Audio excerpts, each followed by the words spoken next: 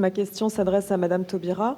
Camille Anglade pour iTélé. Vous avez annoncé depuis l'Algérie lundi matin que la déchéance de nationalité ne serait pas inscrite dans ce projet de loi. Est-ce que vous pouvez aujourd'hui rester au gouvernement ?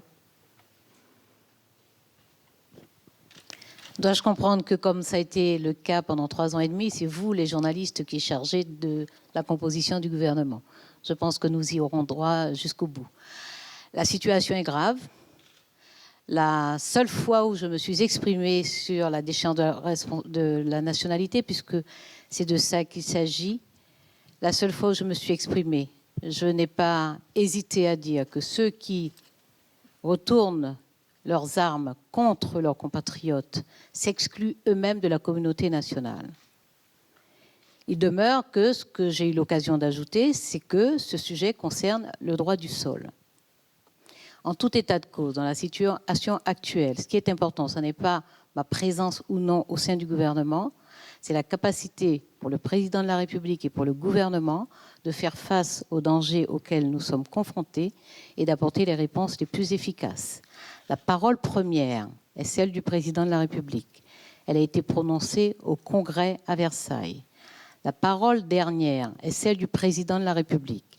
Elle a été prononcée ce matin au Conseil des ministres. Et c'est le point final. Bonjour, ma question s'adresse au Premier ministre. Nous venons d'avoir la réponse de Christiane Taubira. Vous, en tant que chef du gouvernement, est-ce que vous pensez que Madame Taubira est la plus à même de défendre et de mettre en œuvre cette révision constitutionnelle alors qu'elle s'est exprimée publiquement sur le fait qu'elle était farouchement opposée à cette remise en cause du droit du sol? Christiane Taubira vient de s'exprimer.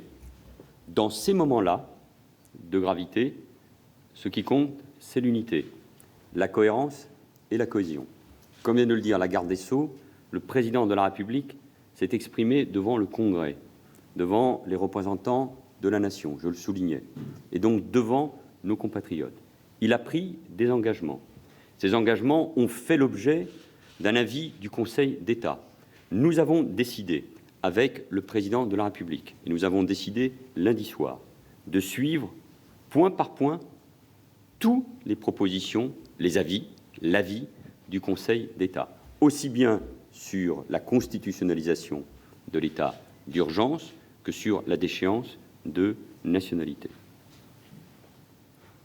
Je défendrai, comme je l'ai fait en Conseil des ministres ce matin et devant vous, la réforme de la Constitution avec Christiane Taubira.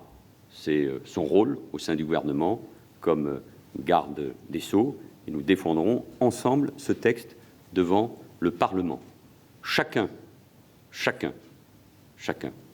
a droit à ses doutes, à ses interrogations, à ses questionnements et à ses analyses. Heureusement, nous sommes dans une démocratie, et c'est précisément cela qu'ont visé les terroristes, empêcher la réflexion, empêcher le débat. Et aujourd'hui, une décision a été prise, c'est celle du président de la République et du Conseil des ministres. Je suis venu vous la présenter et nous la défendons ensemble.